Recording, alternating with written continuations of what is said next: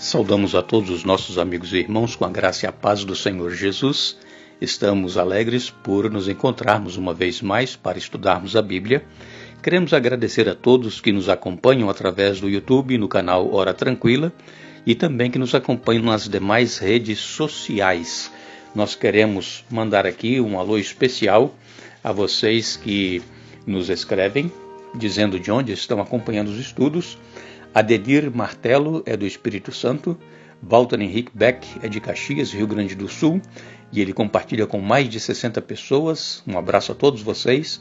Silvana Leite Soto é de Palhoça, em Santa Catarina, Rosângela Dutra é de Goiás, Durvalina Peixoto é de Mamboré, no Paraná, Terezinha de São Carlos, em São Paulo, e todos os demais que nos acompanham estudando a Bíblia.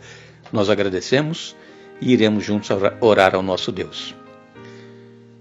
Senhor, nosso Deus e Pai que estás nos céus, aqui nos encontramos diante da Tua presença uma vez mais, agradecidos por todas as bênçãos que nos tens concedido, agradecidos por este momento que teremos agora estudando a Tua Palavra. Pedimos, ó Deus, a unção do Teu Espírito Santo para que possamos compreender o que Tu tens a nos dizer e que possamos colocar em prática em nossa vida. Abençoa todos os nossos irmãos, amigos, onde quer que estejam, estudando conosco a Bíblia, aqueles que nos pedem orações. Pedimos, ó Deus, também que nos livre deste mal que está assolando a humanidade. Nos ajude, ó Deus, a permanecermos firmes, confiantes em Ti e que praga nenhuma chegue à nossa casa. Nós pedimos estas bênçãos agradecidos em nome de Jesus. Amém. Vamos dar continuidade ao estudo que iniciamos ontem falando sobre a Bíblia, que é um livro singular, e hoje, segunda-feira, dia 30 de março de 2020, nós queremos continuar falando sobre este livro maravilhoso que é a Palavra de Deus, e ela é lâmpada para os nossos pés, luz para o nosso caminho, e a Palavra de Deus, irmãos, a Bíblia Sagrada, ela foi escrita por mais de 40 autores, e Deus usou pessoas em diferentes épocas, diferentes lugares, diferentes posições. Levou cerca de 1500 anos para a Bíblia ser completada, porque quando Jesus nasceu, já havia ali o Antigo Testamento, os livros escritos, eles não estavam reunidos em um só livro. Havia, profeta Isaías escreveu, profeta Jeremias e outros foram escrevendo. Eles tinham as porções da Bíblia, tinham a Torá, que era o mais importante para os judeus, os 5 primeiros livros da Bíblia, era o livro da lei que eles chamavam. E Jesus mesmo, ele leu, quando ia na sinagoga, a Torá. Jesus leu o livro do profeta Isaías. Jesus leu várias passagens bíblicas que, quando ele estava lá na sinagoga, eles pediam para que Jesus lesse a palavra de Deus, e Jesus leu. E depois, então, que Jesus voltou para os céus, aí os discípulos e também o apóstolo Paulo, que foi chamado pelo próprio Jesus para ser apóstolo, ele também escreveu várias cartas do Novo Testamento. A metade dos livros do Novo Testamento foi o apóstolo Paulo que escreveu, cartas para as igrejas, escreveu aos Romanos, escreveu aos Efésios, aos Filipenses, aos Colossenses, escreveu carta para Timóteo. Enfim, o apóstolo Paulo, ele foi usado por Deus para levar a mensagem aos gentios, a mensagem de salvação, e também para escrever cartas às igrejas, para que os irmãos se fortalecessem na fé. E essas cartas escritas pelo apóstolo Paulo e também pelos apóstolos Mateus, Marcos, Lucas, João e outros mais, elas também são para nós hoje nos firmarmos na palavra de Deus e na certeza da salvação em Jesus Cristo. Nós temos na palavra de Deus, irmãos, por exemplo, algumas citações de alguns autores. Por exemplo, em Amós, no capítulo 7 e no verso 14, Amós capítulo 7, verso 14, diz assim: Amós respondeu: Não sou profeta e nunca fui treinado para ser profeta. Sou apenas um boiadeiro e colhedor de figos. Vejam, Amós, ele foi chamado por Deus, ele era boiadeiro e colhedor de figos, mas foi chamado por Deus para escrever este seu livro, o profeta Amós. Nós temos também na palavra de Deus, em Jeremias, no capítulo Jeremias capítulo 11, no verso 6. Jeremias capítulo 1, versos de 1 a 6, nos diz assim a palavra de Deus. Estas são as palavras de Jeremias, filho de Ilquias, um dos sacerdotes da cidade de Anatote, na terra de Benjamim. O Senhor lhe deu esta mensagem no 13º ano do reinado de Josias, filho de Amon, rei de Judá.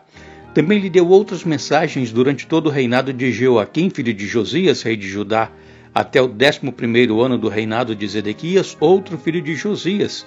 Em agosto daquele ano, o povo de Jerusalém foi levado para o exílio.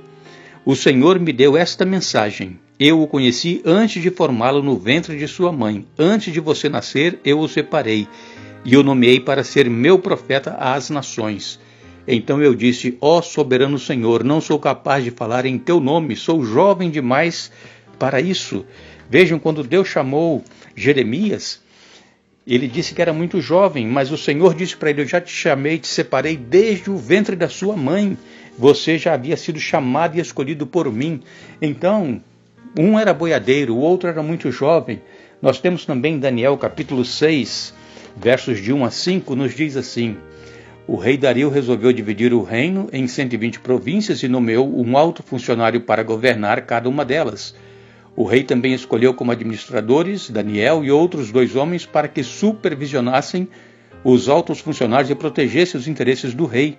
Em pouco tempo, Daniel se mostrou mais capaz que todos os outros administradores e altos funcionários. Por causa da grande capacidade de Daniel, o rei planejava colocá-lo à frente de todo o reino. Os outros administradores e altos funcionários começaram a procurar falhas no modo como Daniel conduzia as questões do governo, mas nada encontraram para criticar ou condenar. Ele era leal, sempre responsável e digno de confiança. Por isso, concluíram, nossa única chance de encontrar algum motivo para acusar Daniel será em relação às leis do seu Deus. Deus chamou Daniel para ser profeta. Ele era um alto funcionário do governo. Então vejam, Deus escolhe pessoas diferentes, com capacidades diferentes. Deus usa quem Ele quer usar e capacita essas pessoas para serem usadas por Ele. Então Deus pode escolher a mim, Deus pode escolher a você, pode escolher a qualquer um de nós. E se Ele nos escolher, Ele nos capacita. Assim nós vemos aqui na palavra de Deus. Por exemplo, nós temos aqui Mateus. Mateus era cobrador de impostos e Jesus o chamou, segue-me. E Mateus depois escreveu o livro de Mateus, que nós temos aqui na Bíblia. Nós temos muitos outros exemplos que nós poderíamos citar, mas o tempo não nos permite. Agora, vejam que alguns escritores foram testemunhas oculares dos fatos que estavam acontecendo e eles então relataram esses acontecimentos. Por exemplo, Josué, ele viu os acontecimentos e ele relatou no seu livro de Josué o que realmente ele estava vendo. Josué capítulo 10, 13, por exemplo, você pode ler aí na sua Bíblia. E também nós temos o evangelista Lucas. Lucas, ele não foi discípulo de Jesus, mas Lucas, ele procurou juntar vários documentos escritos que falavam acerca de Jesus, dos seus feitos, tudo aquilo que Jesus realizou. Lucas, ele era médico e ele então escreveu o seu livro, o Evangelho de Lucas, através de documentos que ele tinha nas mãos, comprovando tudo aquilo que Jesus realizou. Então, irmãos, todas as partes da Bíblia, desde o Gênesis, que foi escrito por Moisés, até o Apocalipse, que foi escrito por João, lá na ilha de Patmos, toda a Escritura, ela é inspirada por Deus. O apóstolo Paulo mesmo falou isso lá em 2 Timóteo, capítulo 3, verso 16, toda a Escritura é inspirada por Deus. Então, irmãos, não é somente uma parte ou outra, toda a Escritura ela é inspirada. E então nós não podemos dizer assim, não, isso aqui na Bíblia não tem valor aqui, porque isso foi naquela época do Antigo Testamento, só valeu lá para os judeus, para nós hoje não vale mais. E a palavra de Deus, irmãos, ela é uma. Desde o Gênesis ao Apocalipse, ela é a palavra de Deus. Então não tem essa parte ou aquela que não é para ser obedecida, não é para ser cumprida. Então, Paulo, lá em Romanos, no capítulo 15, verso 4, ele disse, tudo quanto outrora foi escrito para o nosso ensino foi escrito, a fim de que pela consolação das Escrituras tenhamos esperança. A palavra de Deus, irmãos, ela nos dá segurança naquilo que nós cremos e ela nos dá esperança de que este mundo mau em que estamos vivendo, os problemas que nós aqui atravessamos, tudo isso vai passar e nós estamos aguardando um novo céu e uma nova terra que Jesus está preparando para cada um de nós. Essa é a nossa esperança, é a breve volta do nosso Senhor Jesus Cristo que virá em glória e majestade para buscar todos aqueles que creram na sua palavra, que o aceitaram em suas vidas e que o receberam como Senhor de suas vidas. Portanto, a palavra de Deus, ela foi escrita por várias pessoas, inspiradas por Deus, e que é a palavra de Deus para nós.